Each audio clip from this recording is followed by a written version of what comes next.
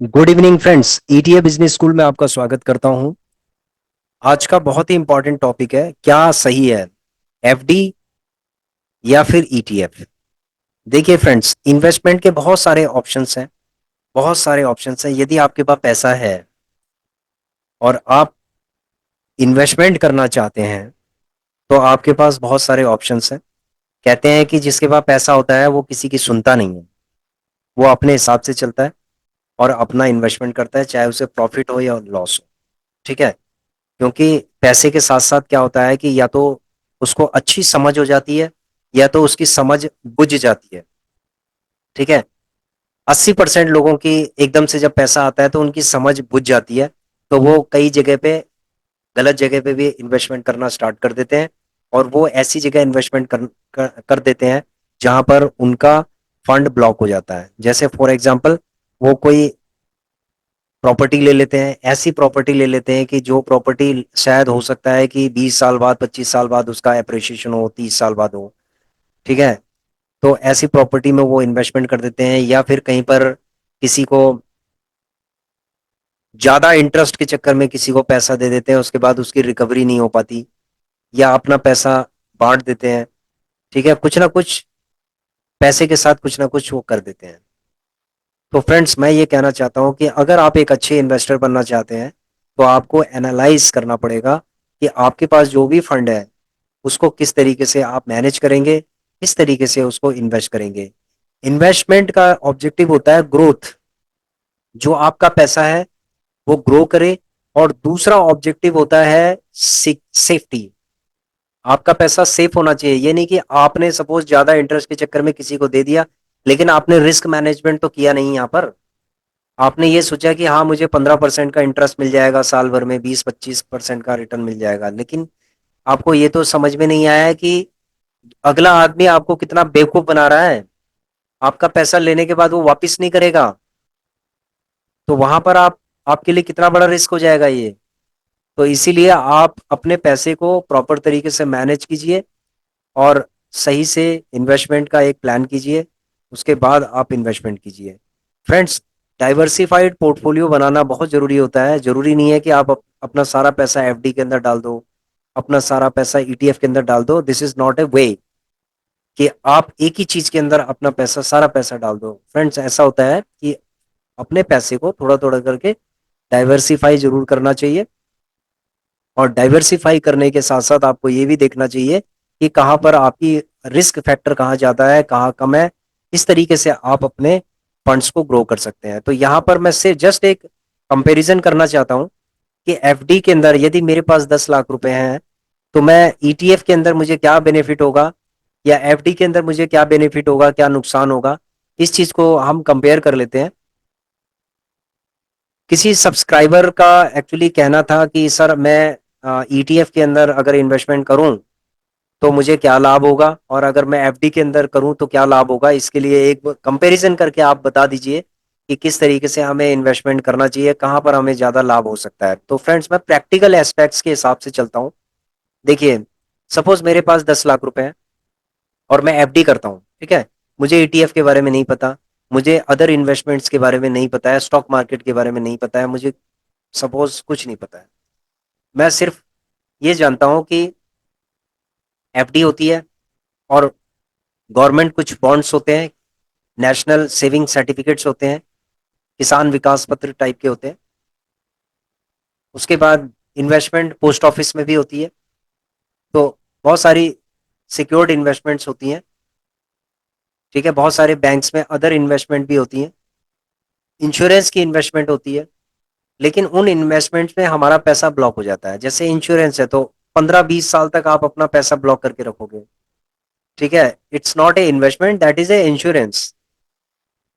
दूसरा है कि कुछ ऐसे गवर्नमेंट के इन्वेस्टमेंट व्हीकल्स हैं जिनके अंदर 15-15 साल तक आपको अपना पैसा होल्ड करना पड़ेगा, यानी लिक्विडिटी है ही नहीं। पैसा आप डाल दो, उसके बाद मतलब उस पैसे की आपको जरूरत नहीं है। आप ये समझ के चलो कि 15 साल तक आपको जरूरत ही नहीं है। तो ऐसे पैसे का भी कोई फायदा नहीं है कि यदि आपके पास पैसा है, आपने उसे इन्वेस्टमेंट कर दिया और 20 साल बाद आपको मिले इन्फ्लेशन के साथ इन्फ्लेशन भी तो साथ में बढ़ता रहेगा, तो उस पैसे की कितनी वैल्यू होगी ये आप कैलकुलेशन आप नहीं कर पाओगे। ठीक है, आपको इसको कैलकुलेशन सीखना पड़ेगा कि यदि हम लॉन्ग टर्म के लिए भी अगर पैसा लगा रहे हैं, कहीं पर इन्वेस्टमेंट कर रहे हैं, तो हमें इन्फ्लेशन के साथ साथ हमें इन्फ्लेशन से हमें क्या नुकसान होगा, हमारा पैसा कितना रिड्यूस होगा, उस टाइम में उस पैसे की कितनी वैल्यू होगी जो हमें मिलेगा, उस चीज को समझना बहुत जरूरी है। ठीक है, इस चीज के लिए आप कैलकुलेशन कर सकते हो। कुछ टूल्स होते हैं, गूगल पे टूल है, आप देख लीजिए कि इन्फ्लेशन का इम्पैक्ट आपके उस फंड पे क्या पड़ेगा, जो सपोज एल आई सी और सॉरी इंश्योरेंस का जो पैसा है, या एल आई सी का पैसा, सपोज मेरी एल आई सी, सपोज मैंने एल आई सी कर रखी है, सपोज अपनी वाइफ के नाम से, बच्चों के नाम से मान लीजिए, तो उस एल आई सी का पैसा 21 साल बाद मुझे कितना मिलेगा, और उस एल आई सी के पैसे की वैल्यू कितनी रहेगी। ठीक है, इस चीज को मुझे समझने की जरूरत है, और ये मैंने समझ भी लिया।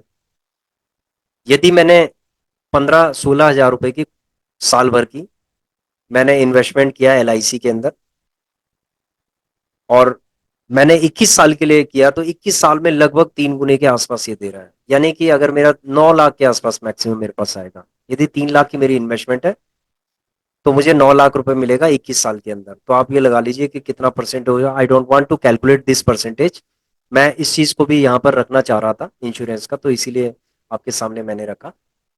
अब मैं करता हूँ एफडी और ईटीएफ में। सपोज मेरे पास 10 लाख रुपए है, तो मैं कैसे करूंगा इसको, कैलकुलेटर पे कर लेते हैं।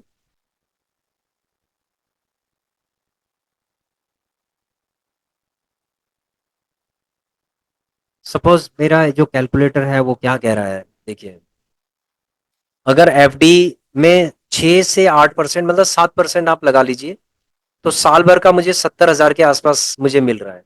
ठीक है फ्रेंड्स, 70 हजार के आसपास मिल रहा है, मैं साल भर का लगाता हूँ। 70 हजार रुपये मुझे मिलता है, तो मंथली कितना हो गया है, 70 हजार में 10% अगर ये टीडीएस इसमें टैक्सेशन का आ रहा है, तो कितना हो गया, ये 10% हो गया, सॉरी 70 हजार माइनस 7 हजार,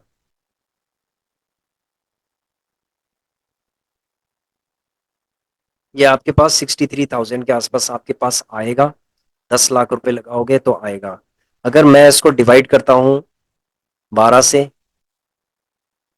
तो एवरी मंथ आपके पास 5 हजार के आसपास आ रहा है। कितना आ रहा है फ्रेंड्स, 5,000, 10 लाख लगाने के बाद आपके पास आएगा 5 हजार रुपया।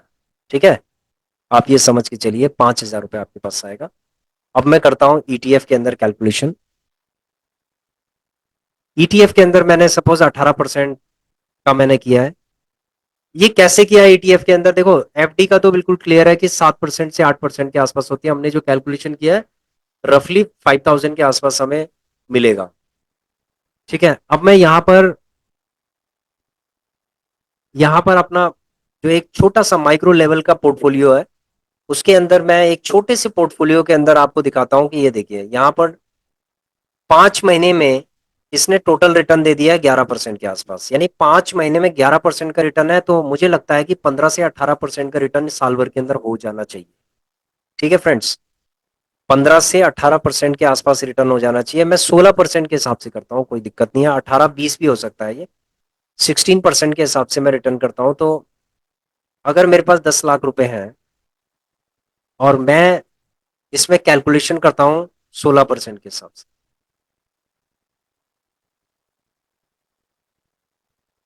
तो फ्रेंड्स ये हो जाता है 1 साल का 1,60,000 रुपये। ठीक है, ये मिनिमम है 1,60,000 रुपये। इसको मैं डिवाइड करता हूँ 12 से, ये आ गया फ्रेंड्स 13,333 रुपये, यानी कि 13 हजार आप लगा लीजिए। ठीक है, राउंड अबाउट 13 हजार रुपये आपको इसमें मिलता है, यानी कि आप ये लगा लीजिए कि उसके अंदर एफडी के अंदर आपको 5 हजार रुपये मिल रहे हैं, इसके अंदर मुझे 13 हजार रुपये मिल रहे हैं, तो क्या अच्छा है ये बताओ, 5 हजार अच्छा है या 13 हजार अच्छा है। अब आप कहोगे कि उसके अंदर तो एफडी के अंदर तो रिस्क होता ही नहीं है, देखो इसी चीज का तो फायदा बैंक उठा रहा है आपसे। वो 20,000 रुपए महीने के कमा के आपको 5,000 रुपए दे रहा है और 75% अपनी जेब के अंदर डाल रहा है। वो भी डेट फंड के अंदर लगाता है, वो भी ईटीएफ के अंदर लगाता है, वो भी ऐसे इंस्ट्रूमेंट के अंदर लगाता है जो 100% सेफ एंड सिक्योर होते हैं उसके लिए। ठीक है फ्रेंड्स। जैसे फॉर एग्जाम्पल है, अगर वो कुछ नहीं भी करता है, यहां पर चलता हूं मैं होल्डिंग के अंदर, एलटी गिल्ड 20 के अंदर ही लगा देता है। देखो हमारा एक महीने के अंदर हमारा जो परसेंटेज है 2.5% के आसपास आ गया है। 2.29%, मतलब 2.5% के आसपास लगभग हमारा रिटर्न है एक महीने के अंदर। ठीक है, 1.5 महीने के अंदर ये 3% हो जाएगा। मैं ये समझता हूँ कि 1.5 महीने के अंदर ये 3% हो जाएगा। तो अगर ये 2 महीने में लगा लो, चलो 3%। ठीक है, तो 2 महीने के अंदर अगर ये 3% है, तो आप ये लगा लो कि 6 महीने में कितना होगा ये।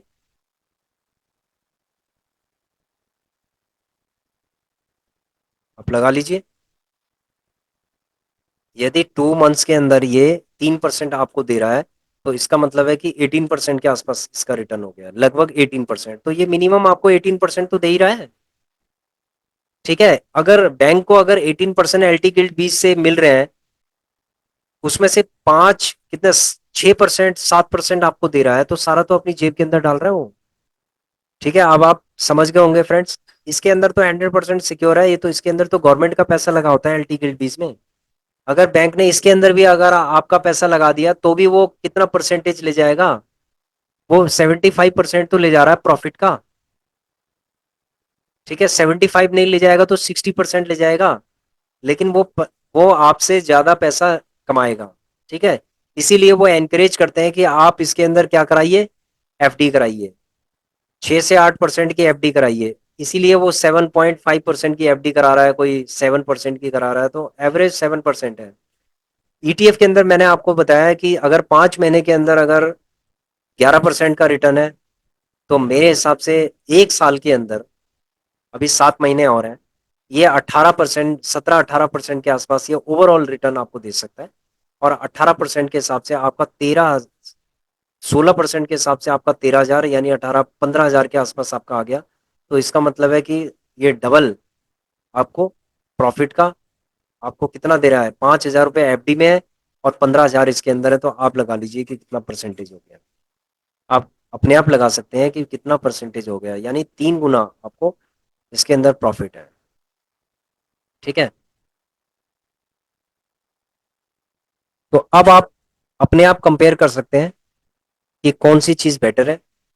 पोर्टफोलियो को दिखा के हमने आपको बता दिया है कि अगर 5 महीने के अंदर इतना परसेंटेज का रिटर्न है, तो एक साल के अंदर भी देख लेंगे इसको, एक साल के अंदर इसने कितना परसेंटेज ऑफ रिटर्न दिया। तो कहने का मतलब ये है कि यदि आप लर्न करते हो चीजों को, तो आप रिस्क मैनेजमेंट के साथ साथ आप एक अपने फंड्स को बहुत अच्छा ग्रो कर सकते हो, बहुत अच्छा ग्रो कर सकते हो आप। ठीक है, आंख बंद करके कहीं भी इन्वेस्टमेंट करने की जरूरत नहीं है। आप लर्न करके और प्रॉपर तरीके से इन्वेस्टमेंट कीजिए और देखिए कि कितनी ग्रोथ मिलती है आपको। ठीक है फ्रेंड्स, तो आशा करता हूं कि आपको समझ में आ गया होगा कि एफडी और ईटीएफ में एक कंपैरिजन करके हमने बताया है।